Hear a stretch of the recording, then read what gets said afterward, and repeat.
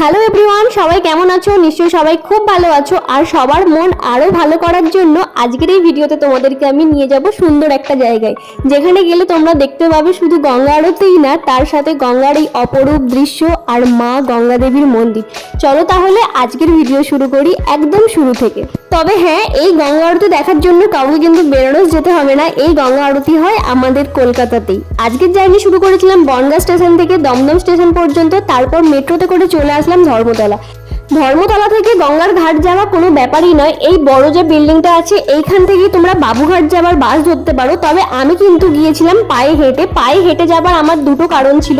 এক, বলতে পারো টাকা বাঁচানো, অবশ্যই এটা কোনো ভ্যালিড কারণ নয়। তার থেকেও বড় যেটা কারণ ছিল সেটা হচ্ছে আমি চেয়েছিলাম ইডেন গার্ডেনের সামনের ওই সুন্দর রাস্তাটা দিয়ে পায়ে হেঁটে যাব।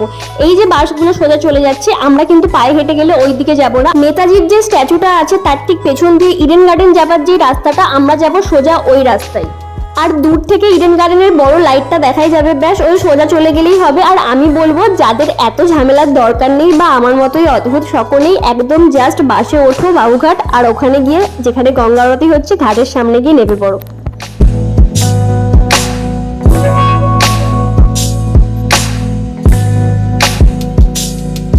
ইডেন গার্ডেনের একদম সামনে দিয়ে আমি হাঁটছি, রাস্তাটায় এত সুন্দর হাওয়া দিচ্ছিল বলার মতো নয়।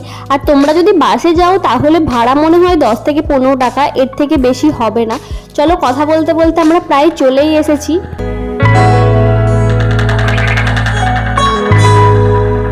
তোমাদের চেনার সুবিধার্থে আর একটা কথা বলে দিই, যেখান থেকে উড়িষ্যার বাসগুলো ছাড়ে তার ঠিক পেছনেই কিন্তু এই গঙ্গা আরতিটা হয়।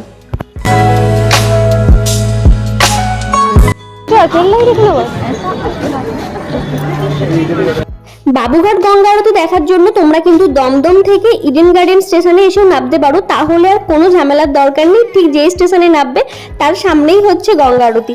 এই দেখো, বিকেল হতে না হতেই মোটামুটি কত মানুষ এখানে এসে গেছে। আর যারা চেয়ারে বসে দেখতে চাও তারা কিন্তু সন্ধে হওয়ার একটু আগেই আসবে, না হলে কিন্তু সব চেয়ার বুক হয়ে যায়। দেখতে পাচ্ছ তো কতগুলো চেয়ার পাতা আছে, আর সবাই এখানে বসে আছে গঙ্গা আরতি দেখবে বলে।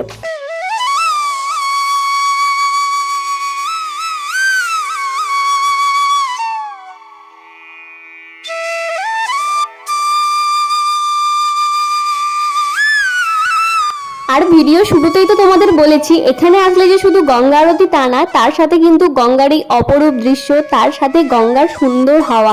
এই গরমের সন্ধ্যেতে আর কি চাই বলতো? এখানে আসলে আর একটা জিনিস যেটা সব থেকে ভালো লাগে সেটা হলো, আমরা তো এতদিন বেনারস বা হরিদ্বার এখানেই গঙ্গা আরতি দেখে এসেছি। এখন আমাদের কলকাতাতেও যে মা গঙ্গাকে সম্মান জানিয়ে এত সুন্দর আরতি করা হচ্ছে, এর থেকে বেশি কিছু আর কি হয়। আর সবাই তো আর বেনারস যেতে পারে না গঙ্গা আরতি দেখার জন্য, তাদের সবার কাছে এর থেকে বেটার অপশন আর কি হতে পারে।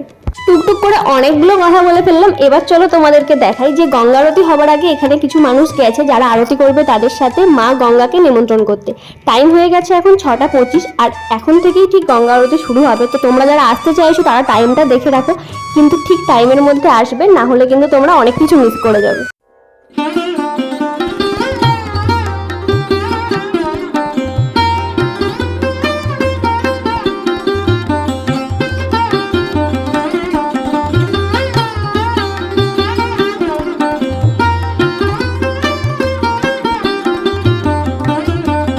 গঙ্গা আরতির সাথে সাথে ব্যাকগ্রাউন্ডে কিন্তু খুব ভালো একটা আরতির গান হচ্ছিল। আমার কপিরাইট হয়ে যাবার জন্য আমি সেই গানটা তো অ্যাড করতে পারলাম না। দেখো, সন্ধে বেলার সাথে সাথে কিন্তু ভিড়টাও বেশ ভালোই বেড়েছে।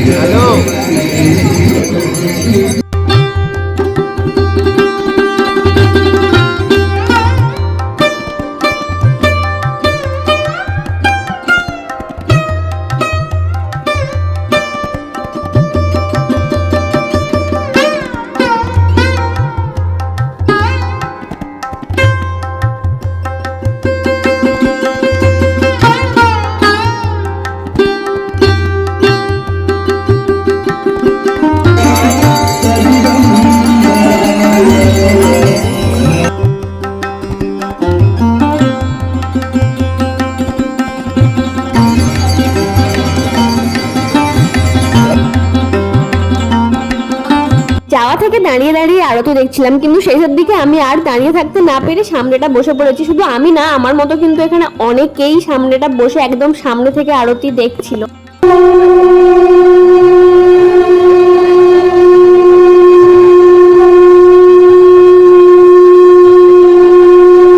প্রায় 1 ঘন্টার ওপর কিন্তু আরতি হলো, আর আরতি এখন প্রায় শেষের দিকে। আরতি হওয়ার পর তোমরা এখান থেকে 10-15 টাকা দিয়ে এইরকম প্রদীপ নিতে পারো গঙ্গায় ভাসিয়ে প্রণাম করার জন্য।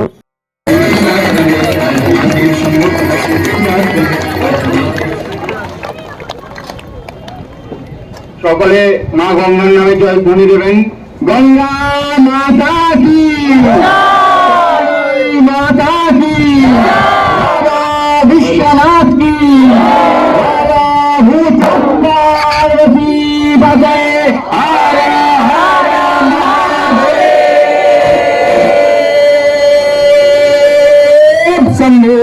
গঙ্গা মাতা কি। এদিকে আমাদের গঙ্গা আরতি শেষ হলো। আরতি শেষ হতে না হতে সবাই এখানে ছোটাছুটি ফেলে দিয়েছে তাপ নেওয়ার জন্য। অবশ্য আমিও ছুটেছিলাম, হয়তো ছোটাছুটির দরকার নেই, সবাই পাবে সবাই পাবে। আরতি শেষ হওয়ার পর তোমাদেরকে এবার দেখাবো মা গঙ্গা দেবীর মন্দির। আর ভিড়টা দেখেছো তো, যেহেতু আমরা রবিবার গিয়েছিলাম সেই জন্য আমার মনে হয় ভিড়টা একটু বেশিই ছিল।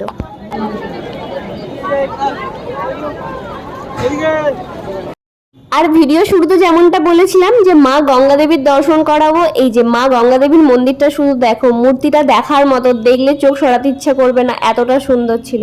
এবার তাহলে বলো যে তোমরা যারা যারা ভিডিওটা দেখছো তাদের মধ্যে কজন অলরেডি এই আরতি দেখে নিয়েছো, আর কারা কারা ভাবছো যে খুব তাড়াতাড়ি আসবে, তারা কিন্তু অবশ্যই কমেন্টস করবে। আর তার সাথে কিন্তু এটাও জানিও যে ভিডিওটা কেমন লাগলো। ভিডিওটা শেষ পর্যন্ত দেখার জন্য সবাইকে অনেক থ্যাংক ইউ। তোমাদেরকে আজকে তো দেখালাম কলকাতার গঙ্গা আরতি, আশা রাখছি খুব তাড়াতাড়ি বেনারসের গঙ্গা আরতিও দেখাতে পারবো। তার জন্য কিন্তু চ্যানেলটা সাবস্ক্রাইব করে রাখতে হবে। আর হ্যাঁ, কমেন্টসে কিন্তু জয় বাবা বিশ্বনাথ এটা বলতে ভুলো না। প্রত্যেকটা ভিডিওর মতো এই ভিডিওতেও বলবো, ভিডিও রিলেটেড কারো কিছু জানার থাকলে অবশ্যই কিন্তু কমেন্টস করবে। আমি কিন্তু প্রত্যেকটা কমেন্টসের ডাউট ক্লিয়ার করি, প্রত্যেকটা কমেন্টসের উত্তর দিই। প্রথমে ভেবেছিলাম ইডেন গার্ডেন স্টেশন থেকে দমদমে ট্রেন ধরে নেবো, তারপরে এই গঙ্গার জল নিতে গিয়ে আমরা ট্রেনটা মিস করি। যাই হোক, ভালোই হয়েছে। আরতি দেখলাম আর গঙ্গার জল নেবো না, সেটা কখনো হতে পারে? তবে ভাটার কারণে এত কাদা ছিল, পাতো আটকে যাচ্ছিল। গণেশ বাবাজি দেখলাম সামনেই পড়েছিল, একটু জলের দিকে ঠেলে দিলাম যাতে না কারো পায়ে লেগে যায়। ওখান থেকে বেরিয়ে আমরা শিয়ালদা আসার জন্য 15 টাকা দিয়ে একটা বাস ধরলাম। শিয়ালদা স্টেশনে এসেছি, আর একটু যখন ট্রেন লেট ছিল, মানে ট্রেন একটু যখন দেরি ছিল, পুদিনা পাতার জলের ফুচকা খাবো না সেটা কি হয়? এটা কিন্তু আমি স্কিপ খুব একটা করি না, আমার খুব ভালো লাগে। ফুচকা খেলাম, তারপরে খেলাম একটা আইসক্রিম, তারপরে এই করতে করতেই কোথা থেকে ট্রেন আসার টাইম হয়ে গেছে, ছুটলাম স্টেশনের দিকে।